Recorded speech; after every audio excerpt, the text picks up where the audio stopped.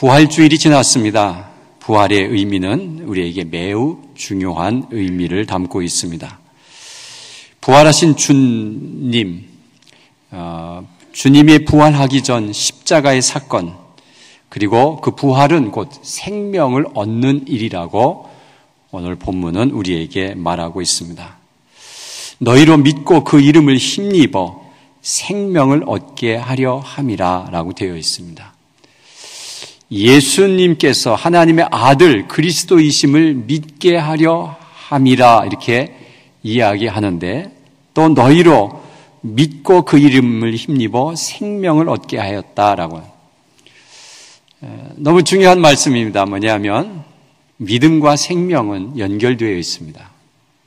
오늘 31절의 말씀에 하나님의 아들 그리스도이심을 믿게 하려 함이라 이렇게 했습니다. 그것은 뭐냐 하면 부활하신 예수님을 딱 보는 순간 하나님의 아들이다. 하나님의 아들이다. 오늘 도마는 하나님이시다 이렇게 표현했어요. 자, 그렇게 하나님이심을 믿으면 우리에게 새로운 생명이 태어난다는 것입니다. 믿으십니까? 부활하신 예수님을 믿는 것, 부활하신 예수님, 그분이 곧 하나님이었구나. 그리고 우리는 죽음을 두려워하지 말아야 되겠구나. 죽음이 별것 아니구나 하는 확실한 믿음이 딱 들어오는 순간 우리에게 새로운 생명이 우리의 가슴에서 다시 살아난다는 사실이에요. 여러분, 이 새로운 생명을 맞이하려면 십자가에서 죽어야 됩니다. 뭘 죽습니까?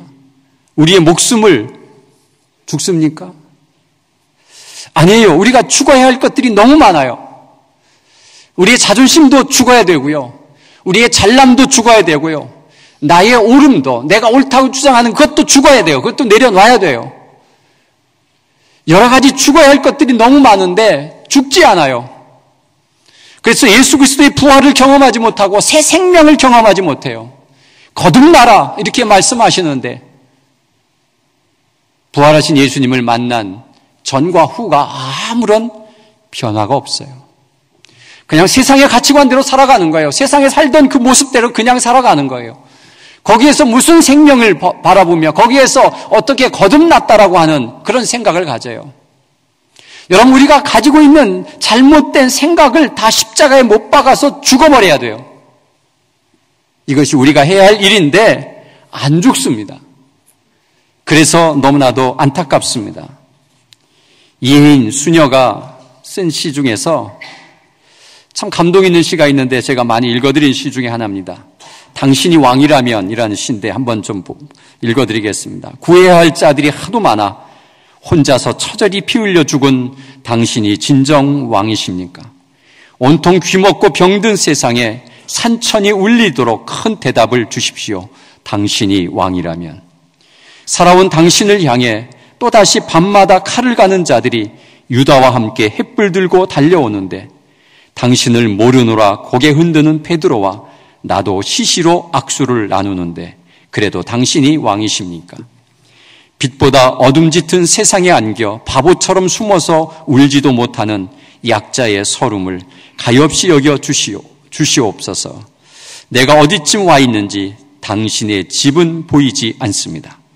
날마다 조금씩 내가 죽지 못해 그 안에 그대로 죽어 계신 분이요. 어떻게 당신을 살려내야 합니까? 제발 큰 소리로 대답해 주십시오. 당신이 왕이라면. 이 대목 중에 가장 감동 있는 대목은 날마다 조금씩 내가 죽지 못해 내 안에 그대로 죽어 계신 분이요. 여러분, 우리는 날마다 죽어야 됩니다. 나의 성격, 나의 분노, 내가 옳다고 주장하는 것, 내가 생각하는 가치관, 나의 자존심, 이런 건 모두 다 내려놓고 주님 앞에서 새로 시작하는 마음으로, 거듭난 마음으로 살아가야 되는데 내 것이 너무 많아서 복음이 들어가지 않고 주 예수 그리스도의 부활이 감격으로 다가오지 않고 내가 가지고 있는 학식, 내가 가지고 있는 부, 내가 가지고 있는 모든 것들을 내려놓지 않으면 주님을 바라볼 수 없습니다. 그래서 우리는 주님 앞에서 철저히 죽어야 부활의 주님을 만나게 되어 있습니다. 여러분, 그것이 부활의 감격과 감사를 느끼는 것입니다. 그래서 우리에게 삶의 변화가 와야 되는데 아무런 변화가 없고 주님이 부활하셨대라고 하는 그냥 하나의 전설의 이야기를 들은 것처럼 생각해버리고 끝내는 이 상황이 우리가 날마다 죽지 않는 삶 때문에 부활의 감격을 얻지 못한다는 사실입니다. 내가 자존심이 상하지만 내가 그 사람 앞에 죽었습니다. 그랬더니 하나님께서 나를 그 사람 앞에서 상을 베푸시어서 나를 다시 살려놓는 그 부활의 역사가 우리의 삶 속에서 계속 증가되어야 되는데 내게는 아무것도 나타나지 않습니다. 그 이유는 무엇인가 봤더니 내가 한마디도 죽지 않습니다. 내가 다 살아있습니다. 나의 자존심, 내가 가지고 있는 그런 모든 것들, 그저 소극적인 것, 그저 나 자신이 창피당하지 않으면 되는 것처럼 사람들에게 눈치 보고 살아가는 것, 이런 모든 것들 다 여러분 완전히 죽어버려야 되는데 아직도 살아가지고 주님이 살지 않는 내 안에 그대로 죽어 계신 주님이라면 여러분, 우리는 부활의 감격을 느끼지도 못하고 감격할 수도 없습니다. 내가 죽어야 할 것들이 하도 많은데 내가 아무리 세어봐도 내가 죽어야 할 것이 아무것도 없다고 생각하는 수많은 사람들 때문에 오늘도 주님은 우리를 향해서 내가 대신 죽어야 하는가라는 생각을 하게 합니다. 여러분, 내가 죽어야 할 것이 무엇입니까? 열심히 주님을 섬기자고 하는데 주님을 열심히 섬기지 못하는 이유가 무엇입니까? 주님 앞에서 헌신하자고 그렇게 이야기하는데도 헌신하지 못하는 이유가 무엇입니까? 여러분, 뭐가 살아있어서 아직도 그렇게 우리는 주님 앞에 서지 못합니까? 그저 살았던 그런 삶의 태도를 그대로 유지하면서 내가 교회에 와서 앉아있으므로 나도 예수 믿는 사람이라고 생각하는 것 같지만 실상은 우리의 삶이 변하지 않으면 행함이 없는 믿음은 죽은 믿음이라고 주님은 우리에게 가르쳐 주셨습니다. 여러분, 부활의 기쁨을 맛본 사람들이 어떻게 행동해야 되고 어떤 변화가 일어나는지를 오늘 본문은 우리에게 말씀해 주시는데 부활의 주님께서 오셔서 우리를 만나주시면서 제일 첫 번째 부활하신 주님이 평강을 선포해 주셨습니다. 오늘 3번씩이나 너희가 평안하뇨 이렇게 평강이 있을지어다 이렇게 3번씩이나 말씀해 주신 이 평강이 무엇이냐라면 제자들이 두려워서 오늘 말씀해 보니까 두려워하여 모인 곳에 문을 닫았더니라고 되어 있습니다. 유대인들이 두려웠습니다. 그래서 문을 닫고 자기들은 숨어 있었습니다. 그곳에 예수님이 오셔서 이제 너희에게 평강이 있을지어다라고 평강을 이야기합니다. 그 이유는 이제 평안해야 된다. 왜요? 내가 죽음을 이겼다. 두려워하지 말라. 왜 두려워서 여기에 문을 닫고 있느냐? 여러분, 우리가 가지고 있는 두려움이 무엇입니까? 우리가 근심 걱정하는 것이 무엇입니까? 무엇인데 우리의 마음 문을 닫고 떨고 있습니까? 우리가 닫혀진 이 문이 무엇입니까? 왜 문을 닫아놓고 사람들이 오는 것을 거부하고 사람들을 밀어내고 사람을 만나지 않고 자신이 가지고 있는 이 닫혀진 문이 무엇입니까? 그리고 무엇 때문에 두려워합니까? 죽음이 두렵습니까? 경제가 두렵습니까? 사람이 두렵습니까? 무엇이 두렵습니까? 부활하신 주님께서 다 해결하시고 다 이끌어주시고 죽음 권세를 이기신 그 예수 그리스도 앞에 서면 우리에게 평강이 임해야 되는데 왜 우리에게는 평강이 없습니까? 왜 평안하지 않고 근심과 걱정과 괴로움만 더해 갑니까? 그것은 진정한 예수 그리스도의 부활하심을 만나지 않았기 때문에 그렇습니다. 그래서 우리는 부활하신 예수 그리스도를 만나면 이제는 우리에게 진정한 평안이 있어야 되는데 이 제자들의 마음속에는 선생님을 따르던 제자들이 선생님이 십자가에서 그저 맥없이 죽어가는 모습을 보고 다 실망했습니다. 그리고 자신들의 앞길이 막막했습니다. 우리가 그렇게 존경하고 따르던 선생이 십자가에서 죽어버리고 나니까 와, 우리가 쫓던 것이 잘못했구나. 우리가 헛다리 짚었구나. 그럼 우리는 어떻게 살지? 이제 어떻게 살아가야 되지? 하는 그런 막막한 그런 앞에서 주님이 오셔가지고 너희에게 평강이 있을지어다. 이제 그런 실망에서 벗어나고 이제 막막한 길에서 내가 길을 제시해주고 이제 너에게 소망을 가지고 이제 숨어있지 말고 두려워하지 말라고 우리에게 말씀해 주시는데도 우리는 아직도 부활의 주님을 체험하지 못해서 사람이 두렵고 먹고 사는 게 두렵고 또 병이 두렵고 내가 병든 것이 두렵고 그래서 우리는 인생을 살면서 행복하지도 않고 늘 불안하고 자신감 없고 사람을 믿지 못하고 늘 이렇게 살아가는 우리의 모습을 보면서 주님은 3번씩이나 너희에게 평강이 있을지어다. 이제 너희들에게 평강이 임하기를 원한다. 그렇게 우리에게 선포하셨던 그 선포가 여러분의 가슴에 울려 퍼지기를 간절히 바랍니다. 사랑하는 성도 여러분, 평안하시기를 바랍니다. 근심 걱정이 있다 하더라도 그것 때문에 묶여있지 마시고 대문을 열고 망문을 열고 바깥으로 나가서 부활하신 주님을 증거할 수 있는 그런 멋진 신앙의 사람이 되기를 간절히 바랍니다. 죄에 얽매여 있다라면 죄의 사슬을 끊어버리시는 담대함이 있기를 간절히 바랍니다. 부활하신 주님께서 2번째 하신 것은 제자들에게 사명을 선포하셨습니다. 아버지께서 나를 보내신 것 같이 나도 너희를 보낸다 이렇게 말씀해 주셨습니다. 이제 너희들이 그 평안과 평강의 기쁨을 가지고 너희들에게 두려움과 그런 닫혀진 문이 다 열려지고 난 다음에 너희들이 해야 될 것은 부활하신 예수님을 증거해라. 예수가 부활하셨다라고 하는 그 멋진 이야기를 세상의 삶의 변화의 이야기를 세상 사람들에게 이야기하라고 나를 보낸다고 말씀해 주셨습니다. 그리고 숨을 내쉬며 성령을 받으라고 말씀하셨습니다. 여러분, 이렇게 성령을 불어넣으셨습니다. 이것은 태초에 사람을 만드실 때 코에 생기를 불어넣는 것처럼 성령을 우리에게 주셨어요. 사명자에게 하나님께서는 꼭 성령과 함께 가도록 이야기를 해요. 그래서 성령을 부어주신 것입니다. 이 성령을 가지고 나가면 담대해질 수가 있습니다. 성령을 술 취한 것과 비교합니다. 술 취한 사람은 겁이 없습니다. 그래서 전봇대하고 싸웁니다.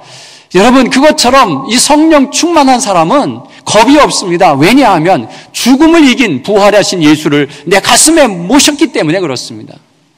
뭐가 두렵습니까? 죽음이 두렵습니까? 사는 게 두렵습니까? 얼마나 능력이 있습니까? 그래서 성령의 충만함을 받는 사람이 된다고 성령을 우리에게 뿜어주셨습니다. 그리고 3번째는 사명자가 가서 해야 할 일을 우리에게 분명히 말씀해 주셨습니다.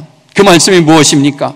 너희들이 가서 죄를 사하면 사여질 것이요 너희들이 그냥 두면 그 모든 죄가 그냥 있을 것이다 라고 말하고 있습니다. 여러분, 사명자는 죄사함의 문제를 해결하는 것입니다. 수많은 사람들이 죄의 문제를 다루는 것입니다. 그리고 우리가 그 죄의 문제를 해결하는 것은 십자가와 부활의 사건을 통해서 예수님께서 우리를 위해서 대신 죽어주심으로 우리는 다시 삶의 역사, 영생함으로 들어갈 수 있는 그 놀라운 은혜를 얻었다. 그래서 많은 사람들의 죄의 문제를 예수 그리스도의 십자가 앞에 가지고 오도록 우리가 도와줘야 하는 것이 우리가 해야 할 사명자가 해야 할 일입니다. 그런데 죽든 말든 그대로 두고 있습니다. 그 죄는 없어지지 않습니다. 여러분, 그 사명을 우리에게 주었는데 부활의 소식을 듣고 나서 우리에게 내가 너를 보낸다. 그리고 너희들에게 성령과 함께 간다. 그러니 수많은 죄를 진 사람들을 찾아가서 죄의 문제를 해결해 주기를 그렇게 바라시는 주님의 그 부탁을 우리가 들어야 하지 않겠습니까? 천여 명의 고아를 살려내야 되는, 자신을 목숨과도 바꿔서라도 저 천여 명의 고아들을 생명을 살려내야 하는 그 사명감이 우리에게 있어야 되지 않겠습니까? 만약 그리스도인이라면 마땅히 해야 할 일을 하는 것 아니겠습니까? 전도는, 영혼을 살리는 그 일은 특수한 사람만 하는 것이 아니라 그리스도인이라면 마땅히 해야 할 일을 우리가 하는데 왜 우리가 그 일이 가슴에 와 닿지 않는 이유는 무엇입니까? 그것은 아직도 우리에게 부활의 감격이 없습니다. 부활의 감격은 죽었다가 사는 감격입니다. 여러분, 죽었다가 사신 사람들의 간증을 들어보세요. 이제 사는 삶은 덤으로 사는 세상이기 때문에 나는 이대로 살 수 없어. 그래서 나는 이제 멋지게 살아야 돼 하면서 새로운 삶을 살아가는 것을 볼 수가 있습니다. 근데 우리가 부활의 감격을 알고도 왜 새로운 삶을 계획도 하지 않고 살아볼 생각도 없고, 그 이유는 아직도 부활의 그 신앙이 내 가슴에 자리 잡고 있지 않다고 하는 것을 증명해 주는 것입니다. 그것을 예수님께서는 답답하게 여기시면서 세 번째 부활하신 주님이 제자들에게 믿음을 선포하십니다. 여러분, 부활한 그 예수님을 만나는 세 부류의 사람이 있는데, 첫째는 막달라 마리아가 주님 앞에 옵니다. 마리아가 무덤 앞에 와서 그 향유를 바르려고 하다가 무덤 문이 열려있고 사람들이 보이지 않아서 막 당황하고 있는 사이에 어떤 사람이 와가지고 말을 합니다. 그때 예수님을 바라봅니다. 그런데 예수님께서 만지지 못하게 합니다. 오늘 20장 초반에 있는 말씀이에요. 나는 아직 하나님께로 간 적이 없으니 나를 만지지 말라. 막달라 마리아. 그리고 가서 부활한 것을 전하라. 막달라 마리아는 달려와서 제자들에게 전합니다. 자, 두 번째 만남은 오늘 제자들이 나타나요. 손과 옆구리를 보여주십니다. 예수님께서 문도 닫혀있는 상황 속에서 쓱 들어오시더니 제자들에게 손과 옆구리를 보여주셨습니다. 막달라 마리아에게는 보여주지 않았습니다. 예수님의 사실 그 모습 하나만으로도 막달라 마리아는 보고 기뻐해서 달려갔습니다. 제자들에게 와서는 보여준 것뿐만 아니라 손과 옆구리를 보라고 말했습니다. 보여줬다는 사실입니다. 여러분, 제자들은 주를 보고 기뻐했습니다.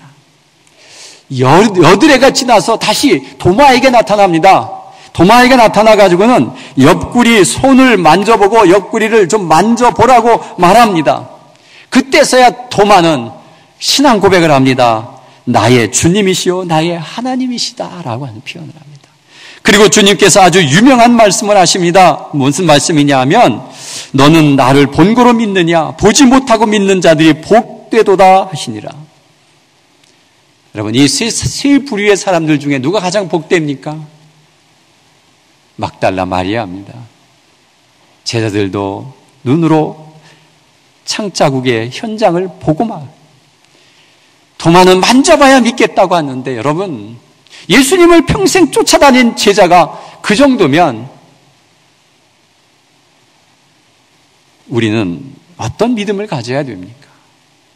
얼마나 믿음이 없으면 그것을 현장에서 만져봐야만이 믿어야 된다고 하는 이런 믿음 없음을 주님께서 한탄하시면서 왜 본고로 믿느냐? 본 것을 믿는 것은 믿는 것이 아니에요.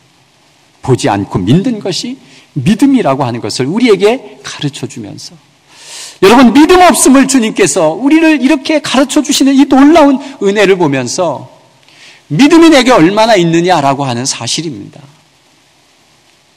여러분, 예수 그리스도가 나를 위해서 죽으신 것과 다시 사신 것을 믿으십니까? 믿으시면 왜 삶이 변하지 않습니까? 왜 삶이 변하지 않습니까?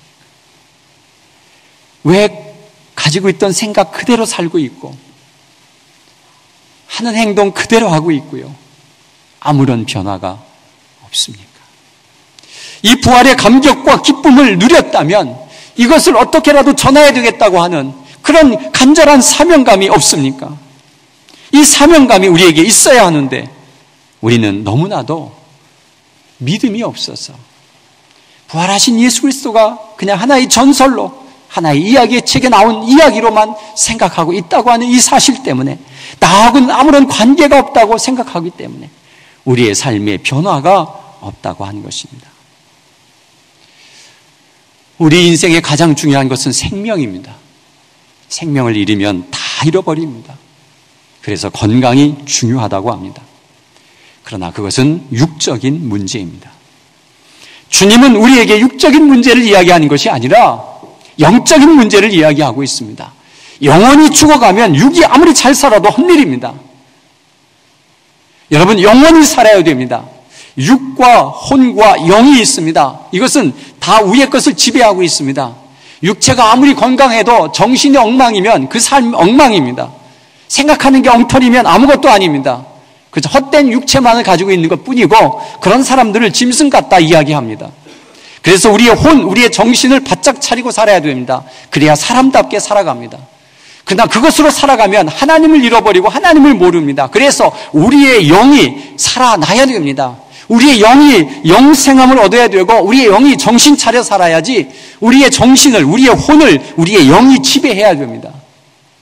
그런데 그 영이 죽어 있어서 우리의 정신이 죄 짓는 길로 가도 아무런 양심의 가책도 없고 부끄러움도 없고 그저 죄를 짓고 살아가는,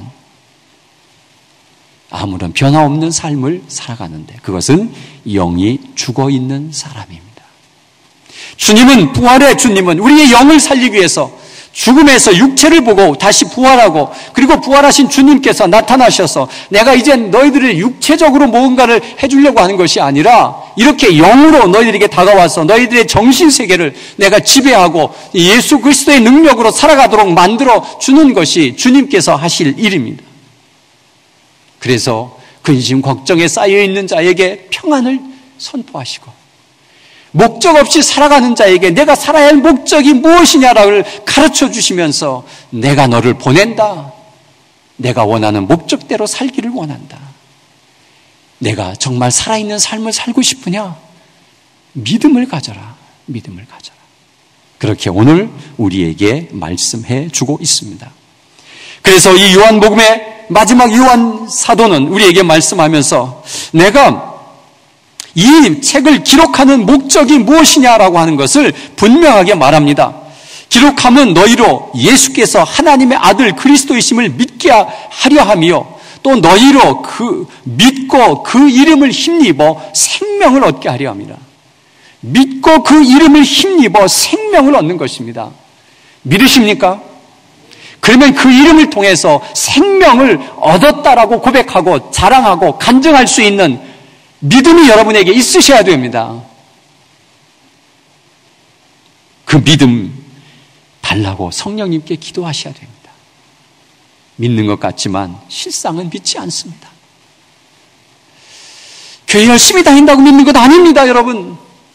진정으로 내가 생각하고 고민하고 괴로워하면서 정말 하나님이 살아계시고 나를 이끄시고 영생함이 있다면 내가 어떻게 살아야 할 것인가를 다시 한번 생각해보고 살아야 되지 않겠습니까? 그냥 되는 대로 살면 되는 것입니까? 제자들은 예수 그리스도를 만나고 십자가에서 다 죽고 다 세상으로 떠났다가 성령의 충만하심으로 다시 모여서 그들은 완전히 변화된 삶을 살았습니다. 여러분, 우리가 살아야 할 이 세상은 그렇게 만만한 세상이 아닙니다. 사탄이 지배하고 있는 세상에 우리가 그리스도의 영으로 다시 한번 무장돼서 성령의 능력으로 살아갈 때에 부활하신 예수 그리스도가 온 세상에 전파되고 우리의 삶을 보고 많은 사람들이 당신의 삶은 예수님이 사는 것 같아 그렇게 고백하면서 이 세상을 변화시켜 나가야 되는데, 수많은 그리스도인들이 이 땅에 수많이 살아도 이 세상은 조금도 변화되지 않는 안타까운 현실이며, 오히려 믿지 않는 사람들 때문에 믿는 자의 수가 점점 줄어가고 있는 이 현실 속에서 우리가 진정으로 부활하신 예수 그리스도를 만났는지 다시 한번 생각해보는 귀한 시간 되시기를 간절히 바랍니다.